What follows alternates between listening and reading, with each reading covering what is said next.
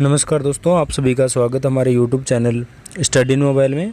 तो दोस्तों, आज हम इस वीडियो में बात करेंगे हम चित्रकला के कुछ महत्वपूर्ण क्वेश्चनों के बारे में। वही जो हमने सीरीज़ स्टार्ट कर रखी है, जिसमें हम 35 से 40 क्वेश्चन है वो रोज़ एक वीडियो के माध्यम से कवर करते हैं। तो वो मैं वीडियो लेके आए, इसमें हम 35 क्वेश्चन है वो कवर करेंगे। तो ये वीडियो लास्ट तक पूरा देखें दोस्तों। आशा करता हूँ वीडियो आप लोगों को बहुत ही पसंद है। जैसे पीछे की वीडियो आप लोगों ने बहुत ही पसंद की है, मुझे काफ़ी उससे खुशी मिली कि आप लोगों ने इतना सारा लाइक किया है। इतनी बार बार बोलने के बाद वो आपने जाके इस वीडियो को लाइक किया है। तो इसी प्रकार अब बोलने की दोबारा ज़रूरत नहीं है मुझे, क्योंकि आप समझदार हो, पता है क्या लाइक करना है, कमेंट करना है और अपने दोस्तों के साथ है वो शेयर कर देना है। और इस चैनल को अभी तक सब्सक्राइब नहीं किया तो नीचे रेड कलर में एक बटन बना हुआ है सब्सक्राइब का, उस पर क्लिक करके आप इस वीडियो को लाइक कर सकते हैं ना। तो चलिए वीडियो शुरू करते हैं। और दोस्तों, वीडियो शुरू करने से पहले एक बात मैं जो लास्ट में बोलता हूँ आज मैं पहले बोलना चाहता हूँ, क्योंकि जैसे मैंने स्टडी इन मोबाइल नाम से टेलीग्राम पे एक चैनल ग्रुप बना रखा है मैंने। तो उसमें काफ़ी सारे बच्चे जुड़ते आ रहे हैं।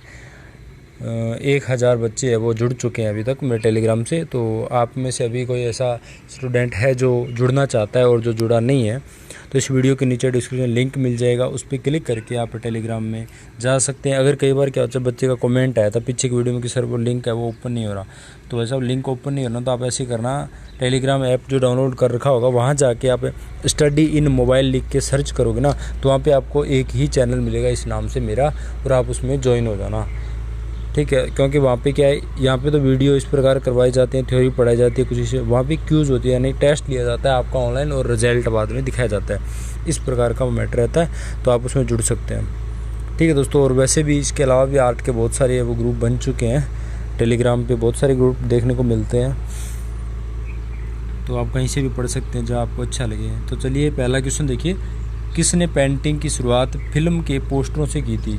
यानी जो सबसे पहले कौन से आर्टिस्ट है जो फिल्म पोस्टर यानी होर्डिंग जो होते हैं, तो दोस्तों ये सबसे पहले एम.एफ. हुसैन ने, जब एम.एफ. हुसैन मुंबई में रहते थे ना, तो उन्होंने अपने वहाँ पे रहने के लिए रूम खर्चा निकलाने के लिए, तो उन्होंने जो फिल्म लगती थी थिएटर में तो उनके होर्डिंग बड़े बड़े बनाए जाते थे, यानी कि कल ये फिल्म चलने वाली है। तो उनका काम है वो एम.एफ. हुसैन ने शुरू कर दिया था मुंबई में। तो यानी एम.एफ. हुसैन है, इनकी जो शुरुआत है ना वो फिल्मी दुनिया से, यानी फिल्मी जो दुनिया थी उनकी पोस्टर जो होर्डिंग बोलते हैं वो बनाने में शुरुआत हुई थी।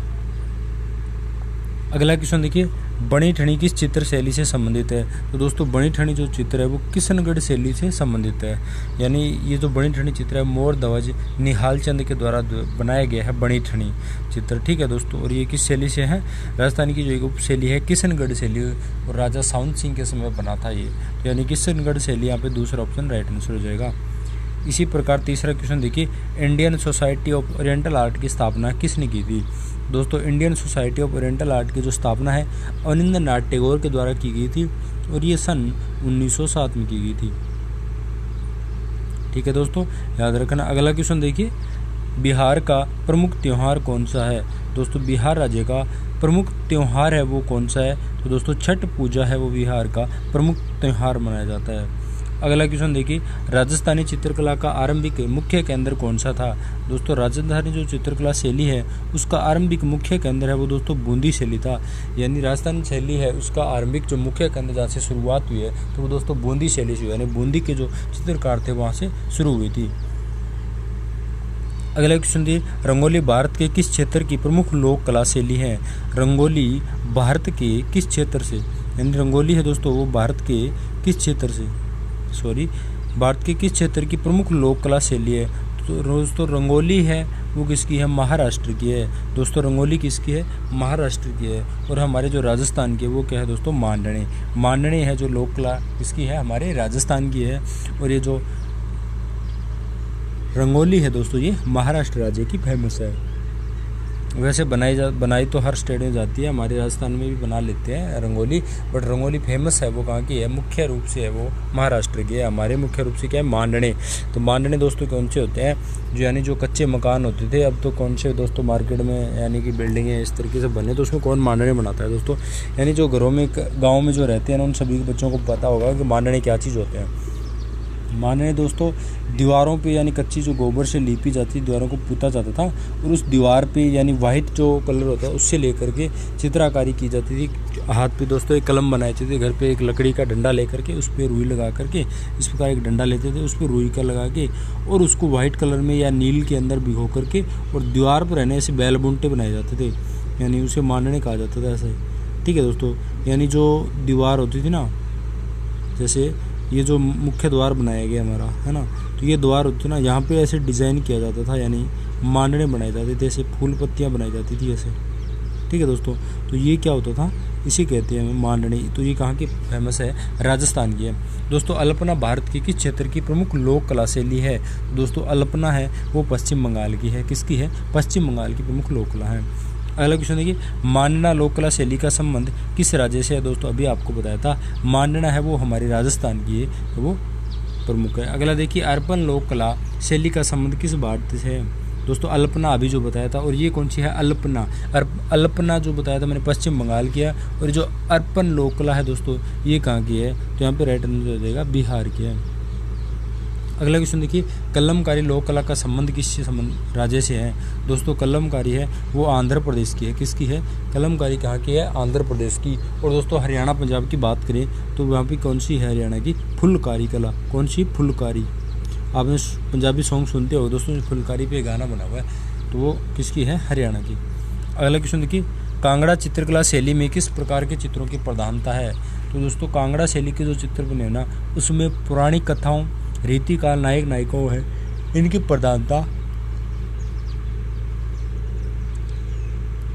प्रधानता प्रमाणिक रूप से जो है ना उनकी प्रधानता हमें प्रमुख रूप से देखने को मिलती है प्रमाणिक कथाओं की। अगला क्वेश्चन देखिए, राजस्थानी चित्रकला शैली में किस प्रकार के चित्रों की प्रधानता रही है?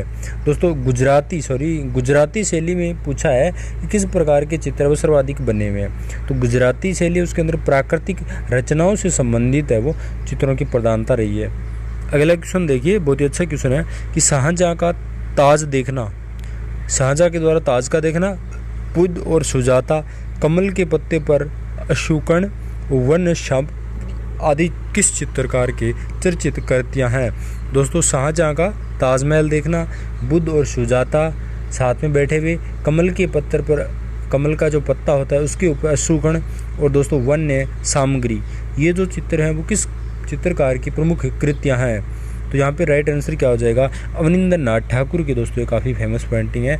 ये क्वेश्चन दोस्तों बहुत ही अच्छा क्वेश्चन है, इसको आप ध्यान में रख सकते हैं। तो चलिए अगला क्वेश्चन देखते हैं। रोटेट हो गया दोस्तों। अगला क्वेश्चन देखिए, बाघ गुफाएं प्रसिद्ध हैं। दोस्तों बाघ गुफाएं प्रसिद्ध हैं, तो बाघ गुफाएं किसके लिए प्रसिद्ध है? दोस्तों बौद्ध धर्म। दोस्तों बाघ गुफाएं हैं वो बौद्ध धर्म से संबंधित है, और ये चित्रकला के लिए प्रसिद्ध हैं। किसके लिए? चित्रकला के लिए प्रसिद्ध हैं। चलिए अगला क्वेश्चन देखते हैं, अजंता चित्रकारी की विषय वस्तु निम्नलिखित में से किससे संबंधित है?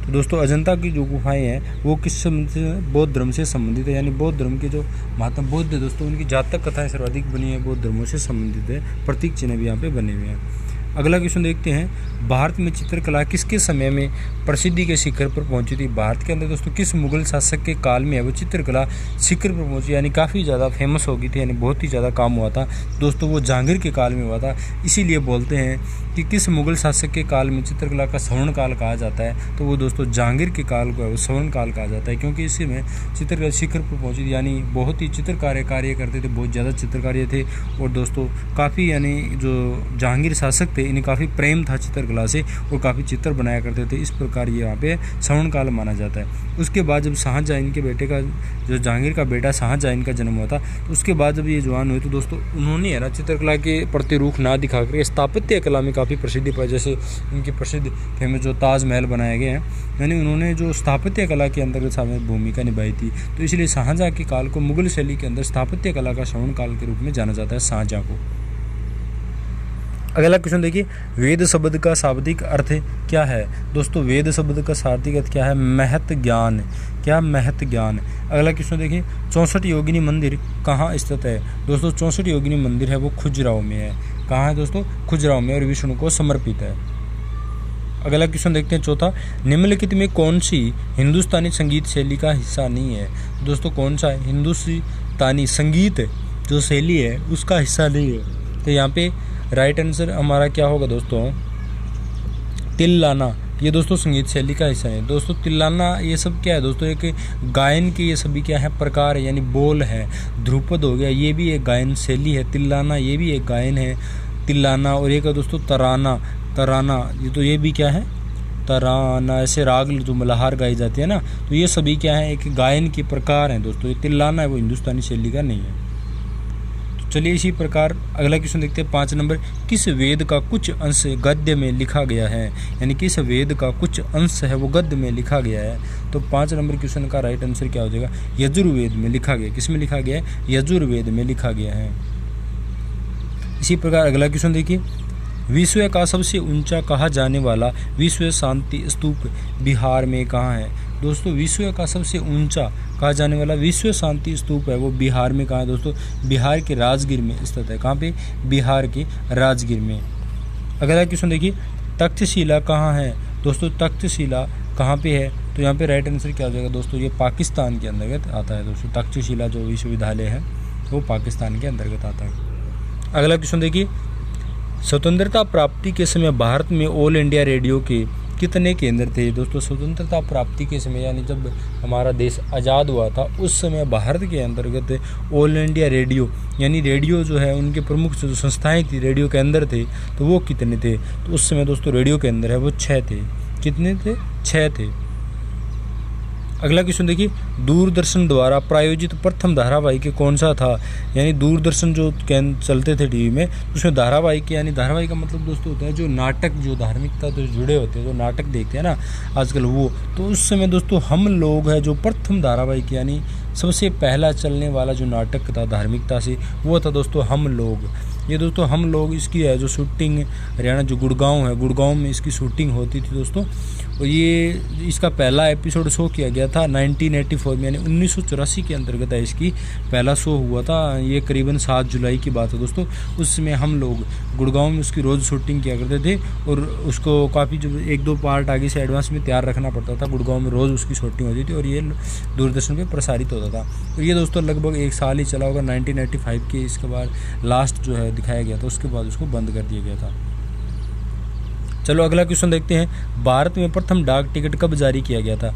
दोस्तों भारत में पहला डाक टिकट है वो 1852 में जारी किया गया था। कब किया गया था, 1852 में जारी किया गया था।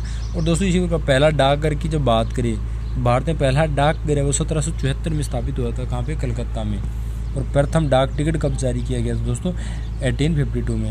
अगला क्वेश्चन देखते हैं, भारत में ब्रह्मा का एकमात्र मंदिर कहाँ पर स्थित है। दोस्तों भारत के अंतर्गत ब्रह्मा का जो यानी सबसे फेमस जो एकमात्र मंदिर है वो दोस्तों पुष्कर है, जहाँ पे पुष्कर का मेला लगता है।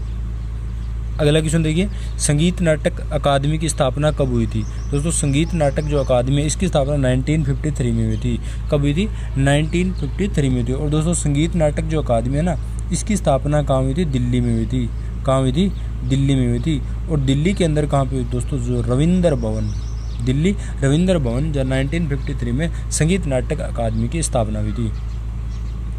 तो चलिए अगला क्वेश्चन देखते हैं, शांति निकेतन की स्थापना किसने की थी।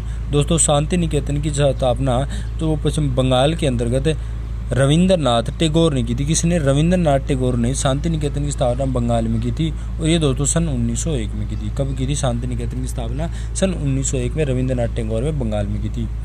इसी प्रकार अगला क्वेश्चन देखिए, अगला क्वेश्चन दोस्तों बहुत ही अच्छा क्वेश्चन है, नेट के एग्जाम के लेवल का क्वेश्चन है। काला चांद नामक चित्र का चित्रांकन किसी ने किया था। दोस्तों काला चांद जो चित्र आकृति है वो किस कलाकार के द्वारा बनाई गई है। तो दोस्तों सतीश गुजराल है जो इन्होंने काला चांद चित्राकृति बनाई थी।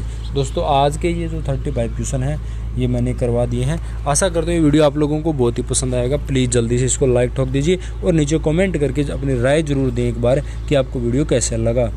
और अपने चैनल को सब्सक्राइब नहीं किया तो प्लीज़ वो भी कर लें। और नीचे टेलीग्राम का लिंक दिया है दोस्तों, उसमें जाकर के हमारे ग्रुप से जुड़ें और अपने दोस्तों को भी शेयर करें ज़्यादा से ज़्यादा। और इसी प्रकार आपको नए नए वीडियो रोज़ मिलते रहेंगे। धन्यवाद दोस्तों।